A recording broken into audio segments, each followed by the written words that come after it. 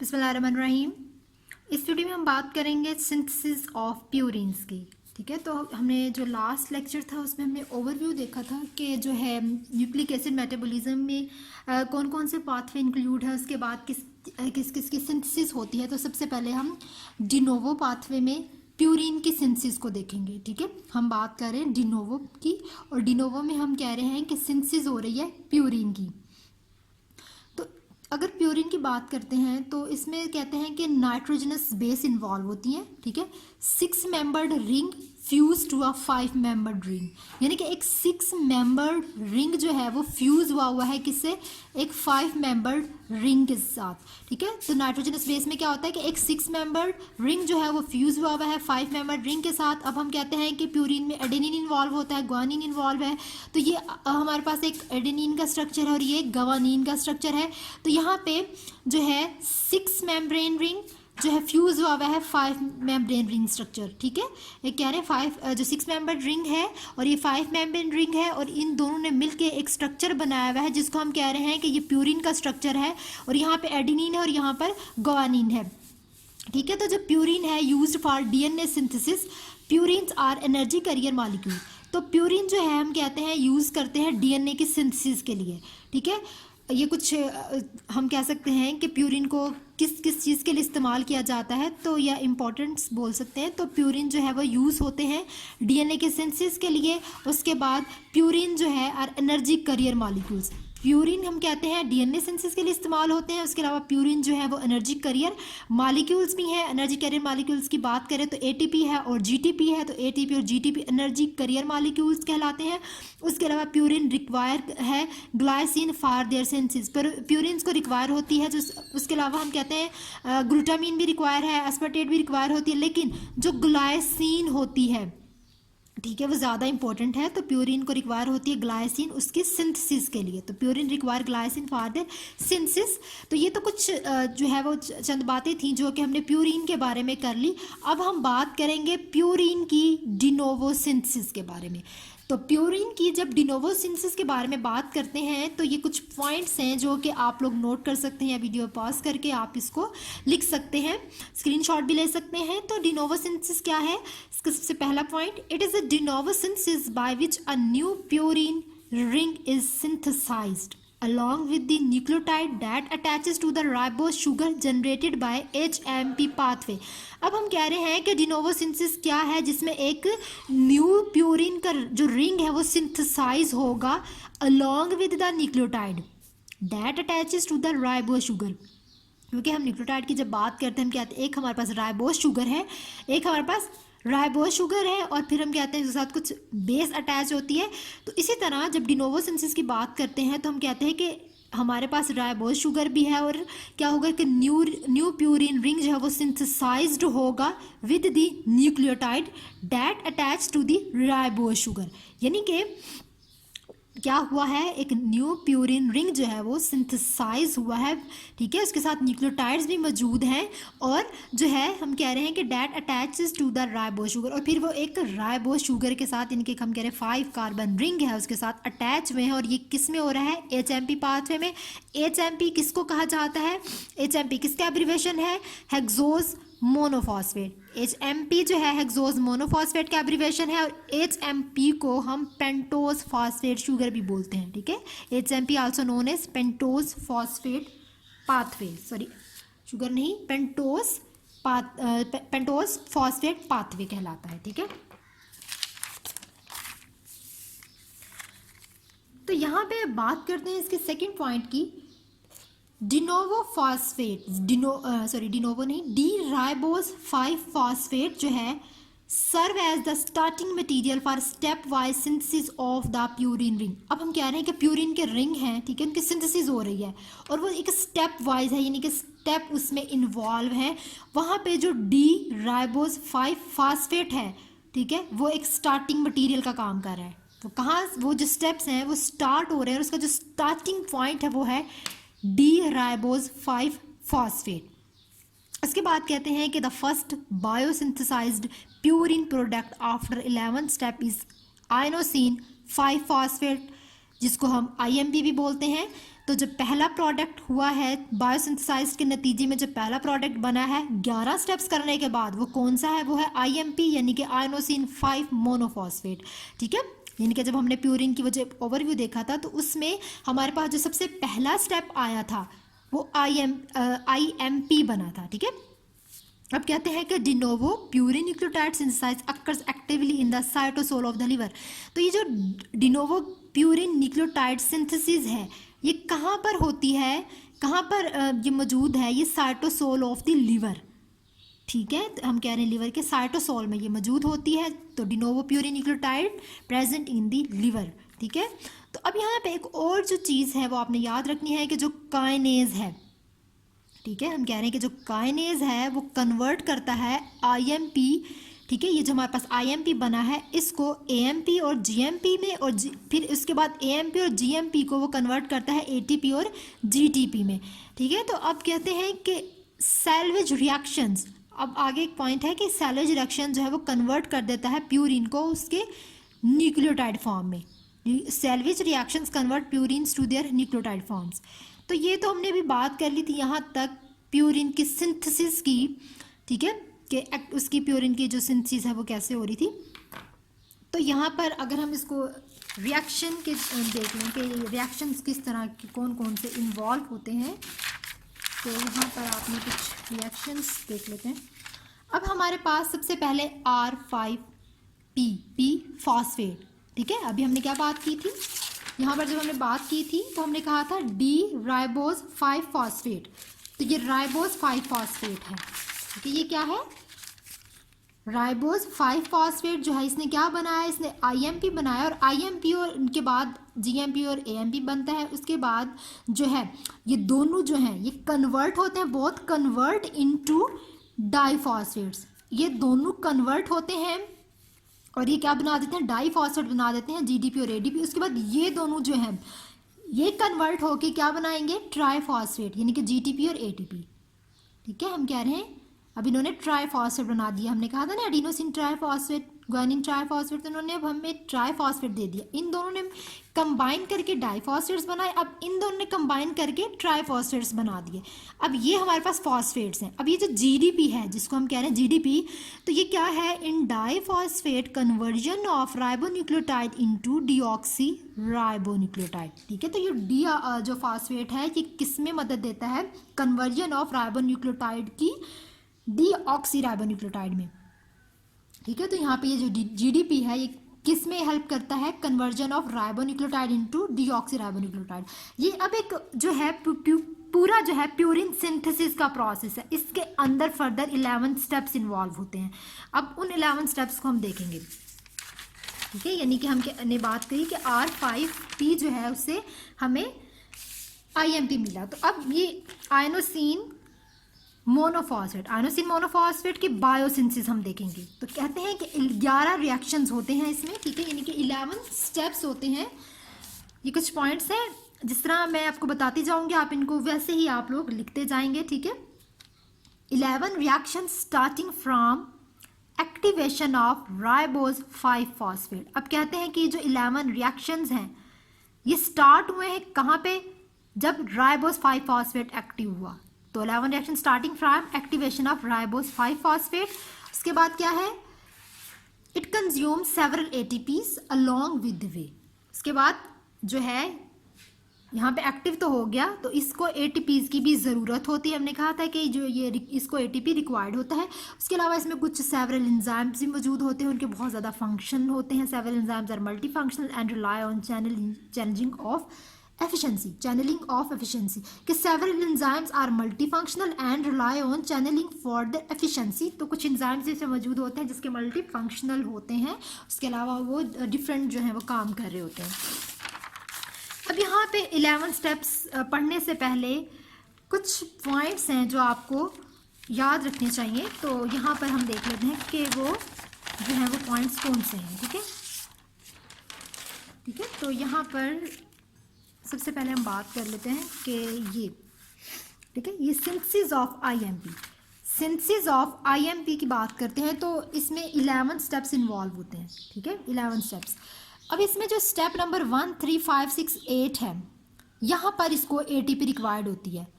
1 3 5 6 8 में इसको ATP required होती है। उसके बाद क्या होता है, जब इसको एटीपी रिक्वायर्ड होती है तो ये कैटालाइज होता है by the synthetase enzyme. Synthetase एक एंजाइम है जो कि सिंथेसिस में जो है काम करता है। तो स्टेप 1 3 5 6 8 को एटीपी रिक्वायर्ड होती है and catalysed by synthetase enzyme. जब भी एटीपी रिक्वायर्ड होगी it is catalysed by synthetase enzyme because synthetase enzyme play important role in this synthesis. तो 2 और 5 जो स्टेप है यहाँ पर ग्लूटामेन जो है वो होगी इन्वॉल्व। 3 स्टेप पे ग्लाइसिन इन्वॉल्व होगी। 4 और 10 जो स्टेप है यहाँ पर टेट्राहाइड्रोफोलिक जो है ये रिक्वायर है, यानी कि THF इसको बोलते हैं। 7 स्टेप पे CO2 होगा और 8 स्टेप पे एस्पर्टेट होगा। अब 9th स्टेप और 11th स्टेप जो है वो यहाँ पर नहीं मेंशन। वो यहाँ पर क्यों नहीं मेंशन, जब हम जो है इसके रिएक्शंस देखेंगे तब आपको समझ आ जाएगी कि वो क्यों नहीं इन्वॉल्व। ठीक है, तो इसके बाद हम कुछ रिएक्शंस हैं वो देखते हैं। ठीक है, तो यहाँ पर हम देख लेते हैं रिएक्शंस। सबसे पहले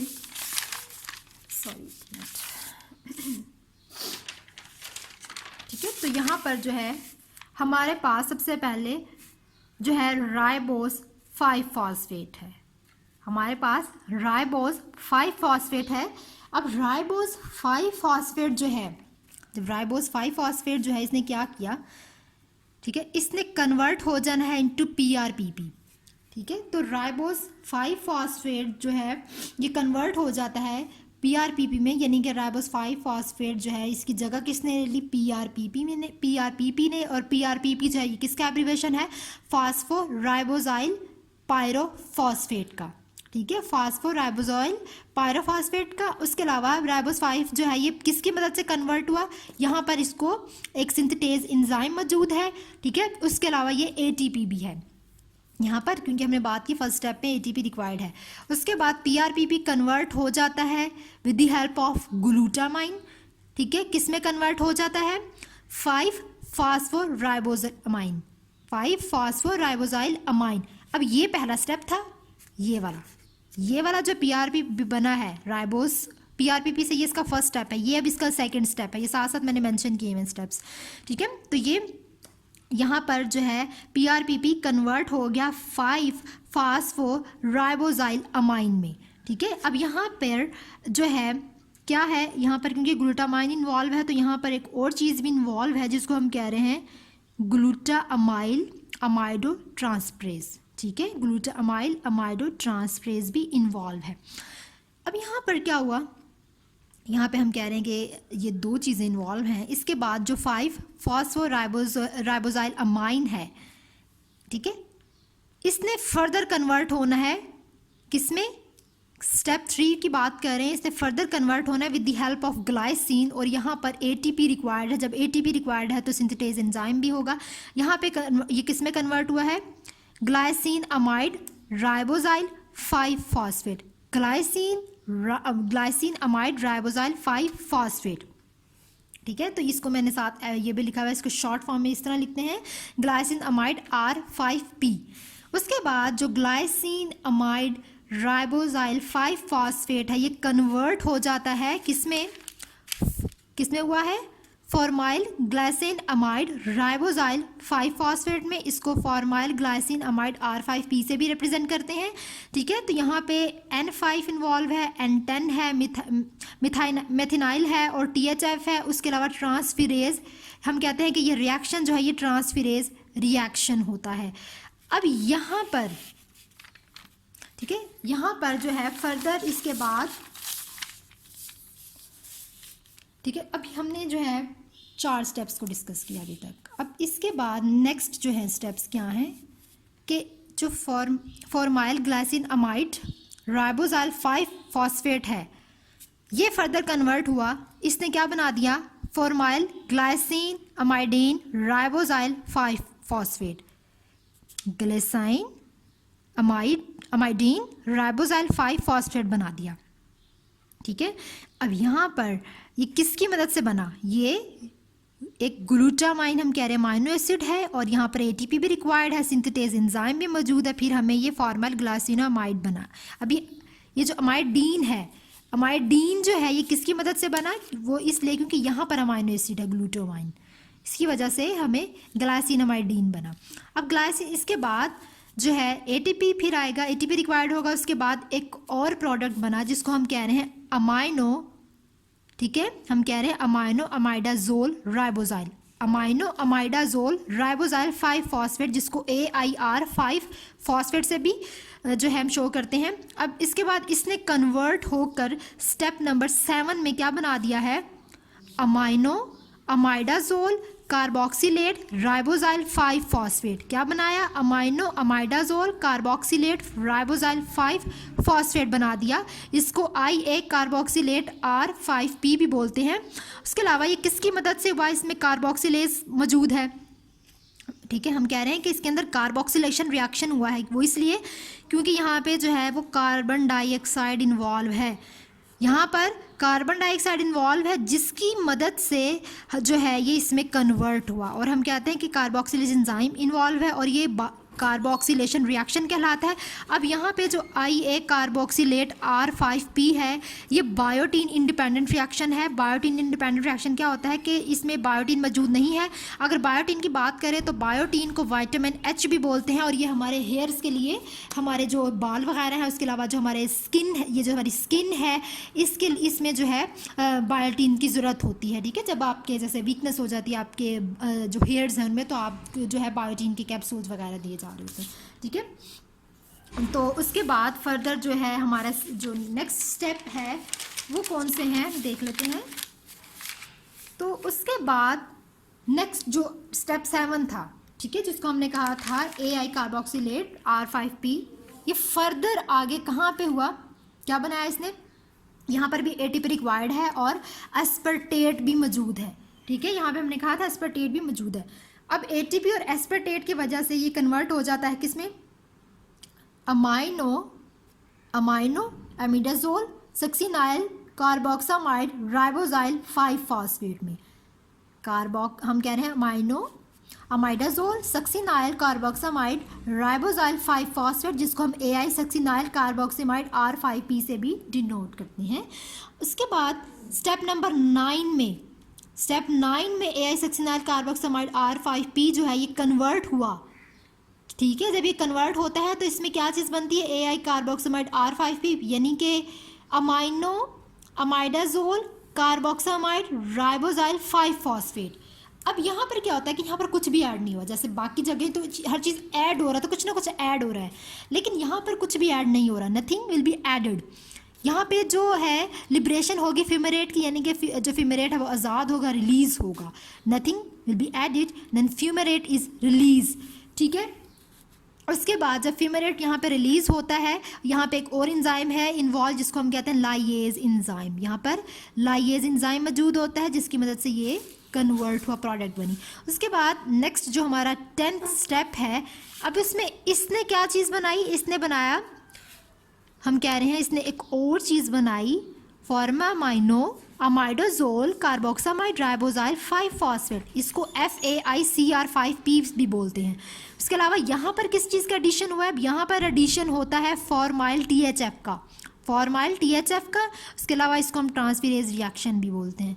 उसके बाद स्टेप 10 में क्या होता है, स्टेप 10 में जो है हम कहते हैं क्या बना, स्टेप 10 के बाद हमने बात करनी है स्टेप नंबर 11 की। हमारा लास्ट जो स्टेप है इसमें जो है क्या बनता है, इसमें कन्वर्ट हो जाना है अब IMP, क्योंकि हमारा लास्ट प्रोडक्ट IMP है। हम क्योंकि सिंथेसिस देख रहे हैं जो है IMP की कैसे हुई, तो अब हमारे पास IMP बन गया आइनोसिन मोनोफॉस्फेट, ठीक है। अब यहाँ पर ये साइक्लेज रिएक्शन होता है, यहाँ पे रिलीज़ होती है H2 मॉलिक्यूल, यानी कि एक वाटर का मॉलिक्यूल रिलीज़ होता है।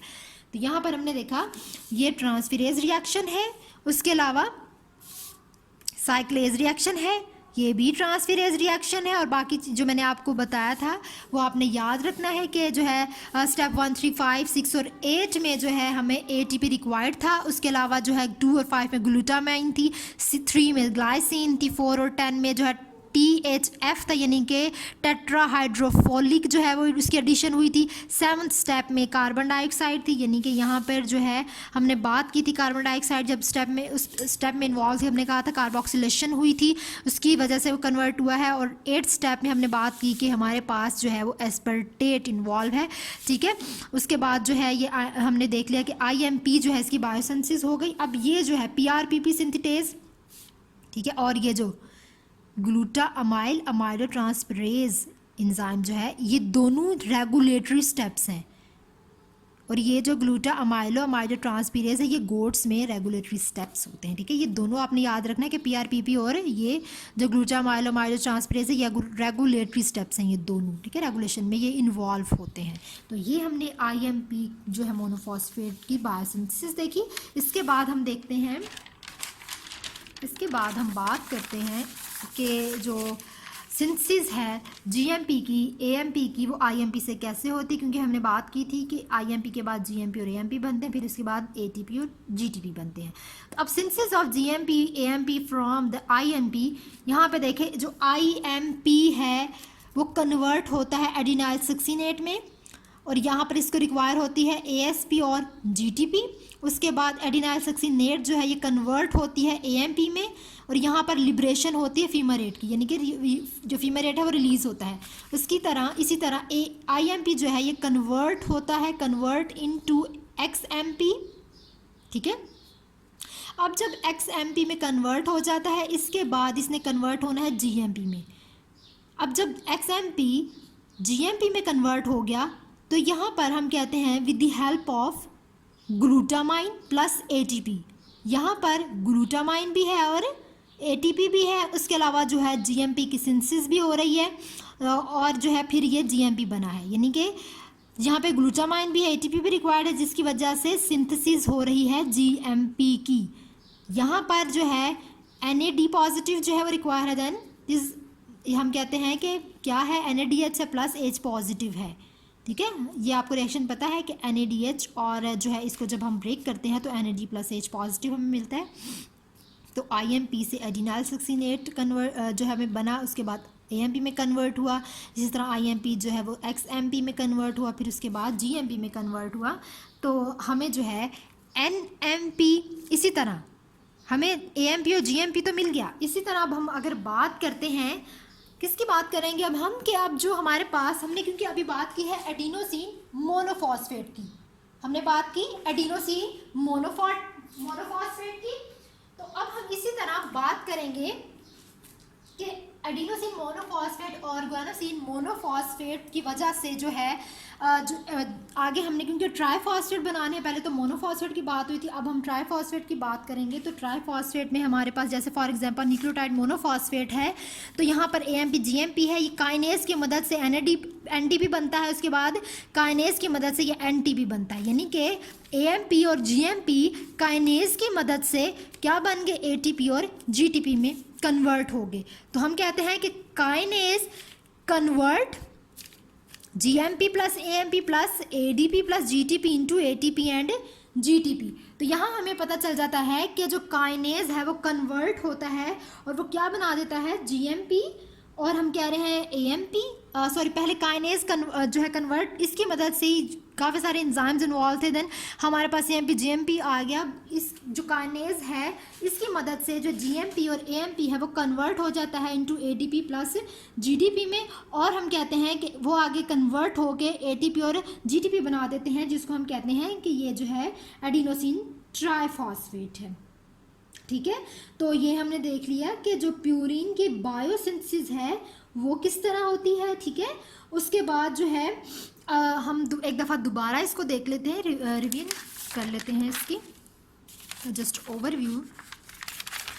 तो हमने सबसे पहले बात की थी कि राइबोस 5 फॉस्फेट जो है वो कन्वर्ट होता है PRPP में, उसके बाद जो है PRPP जो है इसने क्या बनाया, इसने 5 फॉस्फोराइबोजाइल अमाइन, देन इसके बाद जो है ग्लाइसिनामाइड राइबोजाइल 5 फॉस्फेट, ठीक है। उसके बाद जो है आगे फॉर्माइल ग्लाइसिनामाइड राइबोजाइल 5 फॉस्फेट, फिर उसके बाद 4-माइल ग्लाइसिनमाइडिन राइबोजाइल 5 फॉस्फेट में कन्वर्ट हो जाता है। फिर उसके बाद जो है हमारे पास अमाइनो अमाइडाजोल राइबोजाइल 5 फॉस्फेट बनता है। फिर उसके बाद जो है अमाइनो अमाइडाजोल राइबोजाइल 5 फॉस्फेट में कन्वर्ट हुआ है। ठीक है, ये ठीक है, इससे पहले अमाइनो अमाइडाजोल राइबोजाइल 5 फॉस्फेट। उसके बाद इसी तरह हमने 8 स्टेप की बात की थी, तो उसमें हमने बात की थी कि अमाइडाजोल सक्सिनाइल कार्बोक्सामाइड्स राइबोजाइल 5 फॉस्फेट बनता है। फिर उसके बाद amino imidazole carboxamide 5 phosphate, then हमें क्या मिलता है, formyl amino imidazole carboxamide ribosyl 5 phosphate, then release of H2 molecules and cyclase reaction and formed inosine monophosphate. ठीक है, उसके बाद हमने बात कर ली थी कि जो है लास्ट पे हमने क्या कहा, लास्ट पे हमने किसकी बात की, हमने बात की थी कि सिंथेसिस हो रही है जीएमपी की, एएमपी की, और जिसकी वजह से हम कहते हैं कि जीटीपी और एटीपी बनता है। IMP convert into adenyl succinate and make AMP. इसी तरह आईएमपी जो है हम कह रहे हैं कि जेडएमपी में कन्वर्ट हो रही है and then ZMP convert into GMP.